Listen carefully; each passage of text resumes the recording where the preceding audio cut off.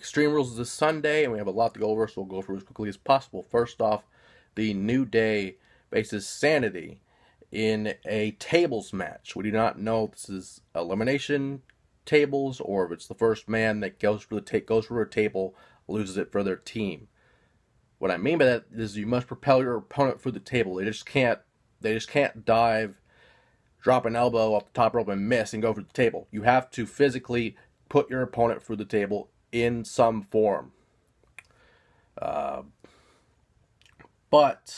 for those that don't know Sanity, they recently were part of SmackDown the Superstar Shakeup, and the team of Eric Young, Alexander Wolf, and Killian Dame. Killian Dame, a former WCPW champion, the first ever WCW champion actually, and multiple championships across all over Europe. Alexander Wolf is pretty much a performance center dude that they put in Sanity. And Eric Young, multiple-time world champion, one of the faces of TNA, one of the faces of Team Canada, even going back that far. But, I got to give it to Sanity because New Day's a great team, but there's a new force coming in. They've been dominant for a while now, and it would make sense to put them on top there. Next up, we have Finn Balor and Constable Corbin.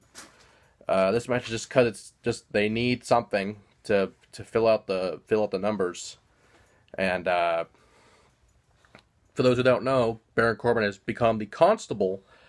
Stephanie McMahon, Commissioner, wanted a checks and balances system implemented, so Kurt Angle just didn't have all this power with the matches and just make what he wants. And Stephanie, is still technically selling that arm from Ronda Rousey. So that makes sense, and that's going to be interesting to say the least. But, it puts Corbin in an interesting position. I mean, he shaved his hair for this position, which should have happened a long time ago, but he looks different. I don't mean just because he doesn't have the hair anymore, but, just a different entity in general. It was great to see this happen. I gotta give it to Corbin just because Finn, I don't know if I will ever give him the Universal title again. I really don't. He's just there doing things, and that's really all he needs to do. Because he didn't really need a title, honestly, but Corbin needs this more. I just base this on who needs to win more, and it's obviously Corbin. Next up, the B team faces the leaders of Worlds, the Raw Tag titles. The B team's been undefeated forever, and it's great. But honestly, both teams are technically undefeated in tag team matches, so someone's O has to go, and it's going to be, the emotional favorite is the B team, but I don't think it'll happen. But I am going to go with against my better judgment and go with the B team just because I want to see it happen. And I want to see that celebration. Next up, the Women's Championship. We already went through this, but there's an added stipulation. Carmella versus Asuka. James Ellsworth will be suspended high above the ring in a shark cage. It's been a while since we've seen a shark cage, so basically, this goes back to the old NWA days.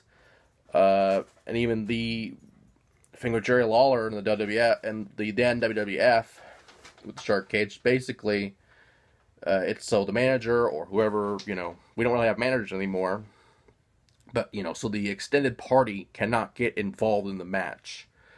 They'll be suspended high either above the ring or above the ringside area. It just depends on where they put the cage. But it's better if they put it, just from a visual standpoint, it's better when they put it above the ring. Especially with another match in mind, we'll get to a little bit, which would be interesting because of one concept we'll get to a little later. But with this, I don't know. If Asuka doesn't win, Asuka's career is pretty much done. Not that she'll be fired, it's just, you were undefeated forever. And you're on this horrible decline. You finally won a match against Ellsworth, but, no one thought Ellsworth was going to win anyway. there was hope that the ultimate upset could happen last night on SmackDown, but it wasn't going to happen. But I'm going to go with Carmella, and we'll see what happens from here, because Asuka is going to be something.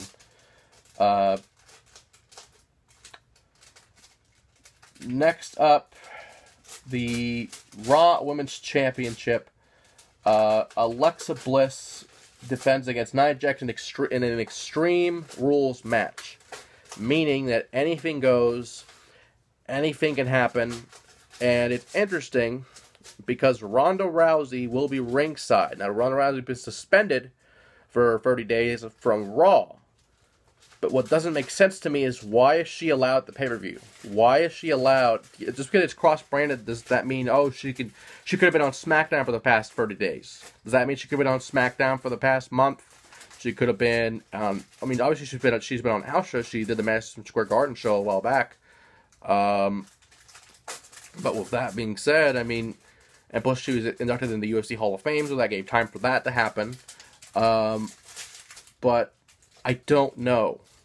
It really depends on what they do with Ronda. And it depends where she is. If she's ringside, expect her to be involved. I would really love to see if Ronda just fucking is in the cheap seats, runs all the way down, and just does the armbar regardless. That would show how great she is, just athletically. Just running down those stairs, fucking Shield style, going down there, and just doing whatever. Because Ronda is just an attraction at this point. You can do no wrong with her. But I'm gonna say Ronda costs Nia the match in some way, shape, or form. That way they can continue the feud and have that go somewhere. Ronda could actually beat a bigger person, literally, in Nia Jax. The U.S. title, Jeff Hardy versus Shinsuke Nakamura. With this, it's interesting, because if Nakamura doesn't win here, it's kind of the Asuka situation. What will they do with her? What will happen? Excuse me. And I'm going to go with Nakamura just because I want to see him with a belt. Because if he doesn't, it's a decline. Just like with Asuka, it's a decline and it doesn't make sense. Next up, the 30-minute Iron Man match, as the new Intercontinental Champion Dolph Ziggler defends against the former champion Seth Rollins. Now, they honestly could go an hour. They should go an hour. But, you don't want to make this like a 7-hour pay-per-view for all the matches.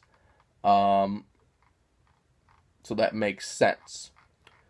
But, and of course, there doesn't have to be an Iron Man match before. The only way to win is having the most points. To score those points, you must score a pinfall, submission, get your opponent counted out, or disqualified.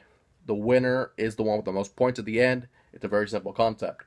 I don't know, because I feel like Ziggler should win, but Ziggler with a title always doesn't last long, to be honest. So I'm going to go with Ziggler just to see him retain once, and then we'll see what happens from there.